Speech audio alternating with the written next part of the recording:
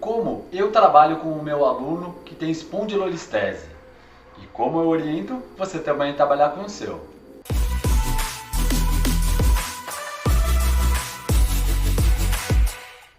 Eu sou Fábio Pazeto, personal trainer desde 2003 e criador do método No Pain. E eu vou te ensinar hoje como eu trabalho com o meu aluno e como eu recomendo que você trabalhe com o seu aluno que tem espondilolistese. A gente vai abordar vários aspectos e, óbvio, entender o que é espondilolistese. Bom, em primeiro lugar, vamos entender que a espondilolistese ela acomete muito mais pessoas que têm mais de 50 anos. Ela acomete 4 vezes mais as mulheres do que os homens, ou seja, muito mais mulheres então têm a espondilolistese. E por fim, ela vai mais para a região, ela sofre mais na região de L4 a L5, tá? Esse é um ponto muito interessante da gente olhar, porque isso mostra que geralmente quem tem espondilolistese tem essas características aqui.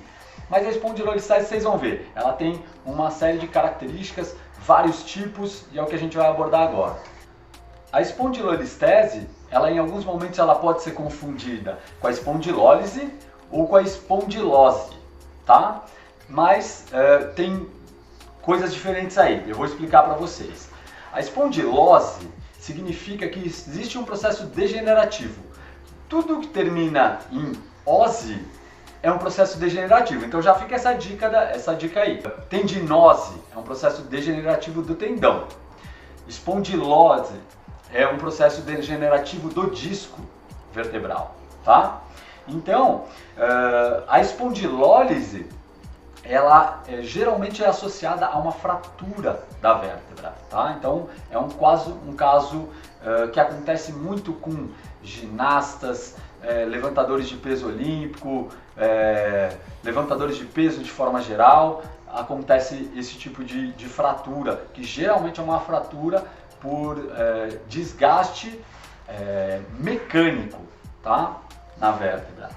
E a espondilolistese, que é o que a gente vai falar aqui hoje, é o escorregamento da vértebra. A espondilolistese, ela tem um caráter degenerativo na maioria das vezes, tá? E é o que a gente vai abordar aqui hoje, esse caráter degenerativo. Mas ela pode ser traumática e ela pode ter outras etimologias. Por exemplo, ela pode ser congênita, ela pode ser metabólica, ela pode acontecer em crianças, que é chamada de istímica, tá? Então essas outras a gente não vai abordar, porque as mais comuns são as degenerativas e a que o seu aluno provavelmente tem, que vai ter aquelas características. A espondilolistese, ela tem vários estágios, são 4 estágios, e esses estágios eles vão sendo agravados à medida que você vai avançando nos estágios. Então, estágio 1 é o mais leve e até o estágio 4, que geralmente é um caso até cirúrgico, tá? Esse é o caso que a gente provavelmente nem vai chegar a trabalhar com o nosso aluno, porque provavelmente já é um caso cirúrgico, certo? A espondilolistese, muitas vezes ela está associada a outras patologias. Então, geralmente, pode ter uma hérnia naquela região, pode ter uma estenose de canal. Se tem um processo degenerativo, pode vir acompanhado de outras patologias ali na coluna. Então, a gente tem que tomar bastante cuidado e enxergar todas essas outras patologias para enxergar o quadro como um todo, tá? Bom, vamos falar agora sobre o caso do meu aluno, que é o que eu vim falar para vocês. Ele é um cara de 40 e poucos anos, 42, 43 anos, que joga futebol de forma amadora, mas um amador sério. Então ele gosta de competir, joga interclubes, dentro do clube dele também tem competições internas e ele tem um trabalho de performance junto. Então eu não sei da onde veio, da onde se originou essa espondilolistese, porque quando ele chegou comigo, ele já tinha essa espondilolistese, já acompanhava ele há algum tempo, tá? A gente não sabe em que período da vida que aconteceu, mas o fato é que ele tinha uma dor lombar. Essa dor lombar, ela estava instaurada já há algum período, e ele melhorava, piorava, melhorava, piorava. O caso dele é um grau 1, não é um grau muito avançado de espondilolistese. Ainda bem, porque a gente pode melhorar toda a região, né, fortalecer, melhorar a mobilidade e tudo mais e estabilizar o quadro de dor dele de uma forma mais fácil, claro. Então, por ele ter esse viés de ter uma performance também incluída, tem uma característica diferente, porque eu também quero trabalhar ele para melhorar o ponto de vista dele, do esporte dele, tá? Então vamos lá. Eu avaliei esse meu aluno logo no primeiro momento, ele já está comigo há mais de 2 anos, então isso foi lá atrás. Ele tinha uma restrição de movimento no ombro, tá? Com a avaliação que eu fiz. Eu observei que ele tinha também uma mobilidade torácica reduzida, uma postura mais cifótica mesmo. Então a gente trabalhou muito essa parte de mobilidade da torácica, com rotação, e aí vocês vão ver, extensão. O controle de movimento estava ineficiente, né, dessa região central, ou seja, ele tinha até uma boa capacidade de estabilidade, mas o controle dele de movimento era ineficiente. Ele não sabia controlar a coluna dele, ele flexionava muito as vértebras, ele, ao longo dos movimentos, ele tinha desbalanços e desequilíbrios no core, o que dificultava toda a capacidade de estabilidade de controlar o movimento. E elas estão muito relacionadas, é claro. Mobilidade do quadril baixa, né? Reduzida essa mobilidade do quadril dele. Então a gente trabalhou bastante a fim de melhorar a mobilidade dele de quadril. E ele tinha ainda um padrão respiratório deficitário. Nós trabalhamos também toda essa parte.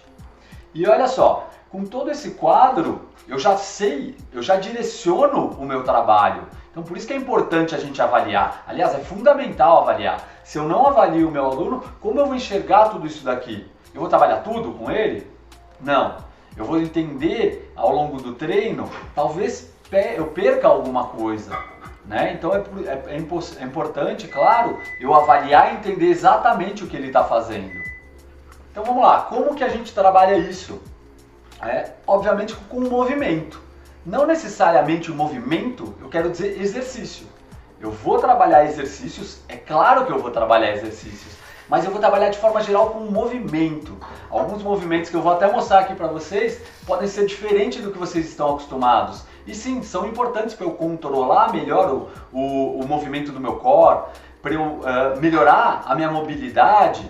Então olha só que interessante que eu vou mostrar aqui em breve para vocês. Então, primeiro de tudo, eu preciso trabalhar com movimento, né? Eu não posso trabalhar manipulando aquela região, não me diz isso. Eu não sou um fisioterapeuta que vou fazer esse tipo de manipulação.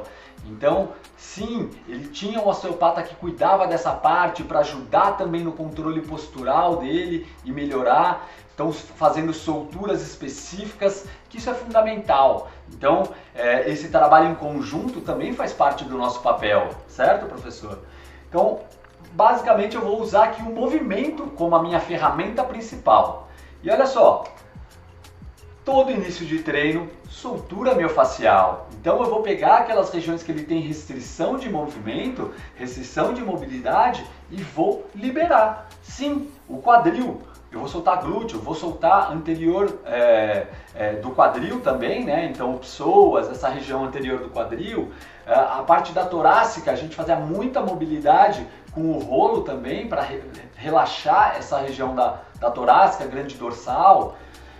Olha só, mobilidade, eu preciso trabalhar a mobilidade. Claro, não falei que ele precisava melhorar a mobilidade dele ali no quadril. A própria mobilidade dele na coluna, ela era um pouco restrita, então também precisava trabalhar um pouco essa mobilidade, especificamente na coluna, e ele melhorou muito isso. A parte de estabilidade, né, essencial. Então, sim, para melhorar o controle dele de movimento, a gente trabalha a estabilidade. E eu já vou mostrar para vocês os exercícios que ele fazia, que interessante. E aí, a parte respiratória.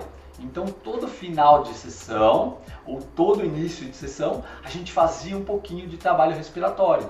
Sim, eu quero melhorar Ou o diafragma dele, eu quero fazer com que esse diafragma que estava mais travado, tinha um padrão respiratório mais travado, esse diafragma respirasse de uma forma melhor. Ao longo dos exercícios, eu ensinei para ele a técnica do bracing, que é sensacional, porque eu tenho uma capacidade de expansão diafragmática boa, e aí eu controlo, estabilizo muito melhor, né, a minha coluna para fazer o movimento. Então é muito bom e importante que eu faça assim o bracing e o trabalho respiratório. E por fim, o trabalho de força. É claro que eu preciso fazer o trabalho de força, que é essencial, e sim com algumas ressalvas num primeiro momento onde ele está com dor, mas depois agora no processo já está fazendo tudo. Hoje em dia ele faz levantamento terra numa boa, agachamento numa boa, ele faz bastante exercício, bastante trabalho de força, bastante trabalho de potência, sem problema nenhum. Vou mostrar aqui para vocês um exercício que ele está fazendo aqui, que trabalha junto a mobilidade dele de quadril e trabalha combinado com a parte de estabilização central, de controle de movimento do corpo. Olha só, eu chamo esse exercício de pato. Ele anda nessa posição e eu tenho que estabilizar muito bem o meu core. Vou pôr ele de novo aqui. Então ele tem que estabilizar muito bem essa região central e ter uma boa mobilidade de quadril e de tornozelo envolvida nesse movimento. Eu gosto bastante desse tipo de exercício porque ele faz de uma forma dinâmica o movimento, e isso a gente vê que é muito melhor do que fazer só de forma estática. Então trabalhar a mobilidade de quadril dele estático, legal, a gente também trabalhou no primeiro momento, e agora que ele já está num momento melhor, e olha só o movimento de tronco dele, essa capacidade de controlar o movimento, agora já está muito melhor.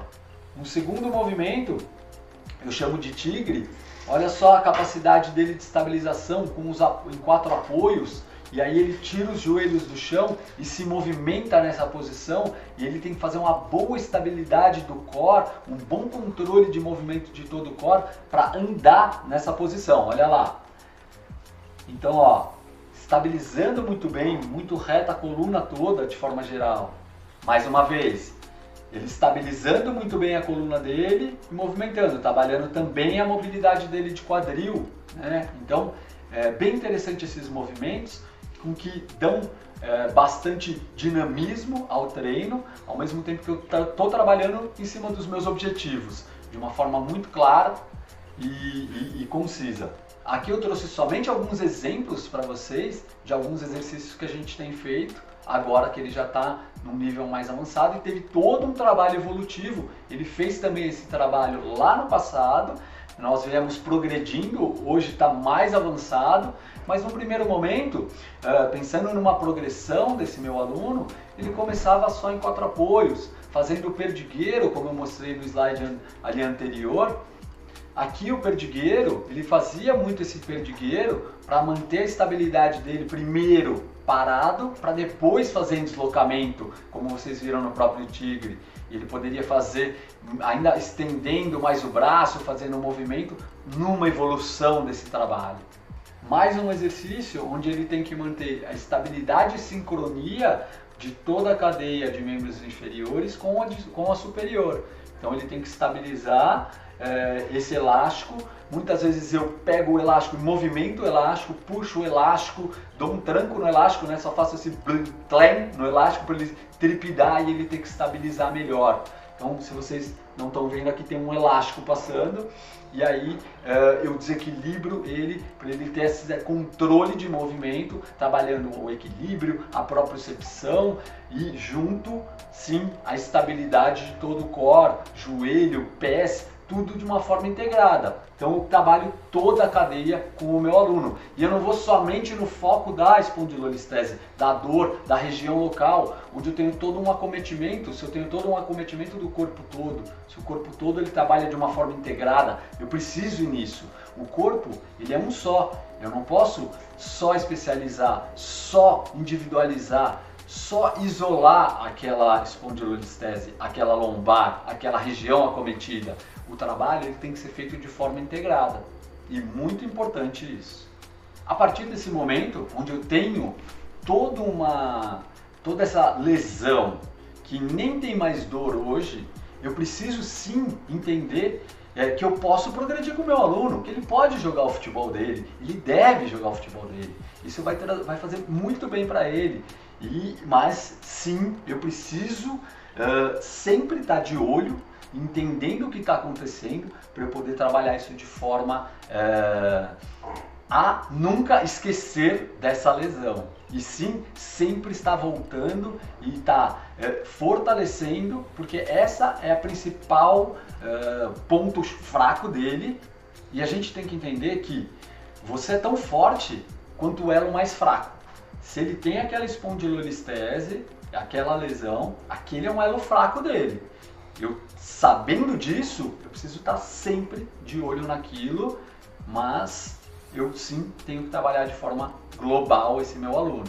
Mas sempre sabendo que aquele é o elo mais fraco do meu aluno e que ele pode estourar a qualquer momento se ele não tiver muito bem trabalhado, muito fortalecido, com uma progressão muito lenta. Tudo isso faz parte do meu papel de professor, estar olhando para tudo isso.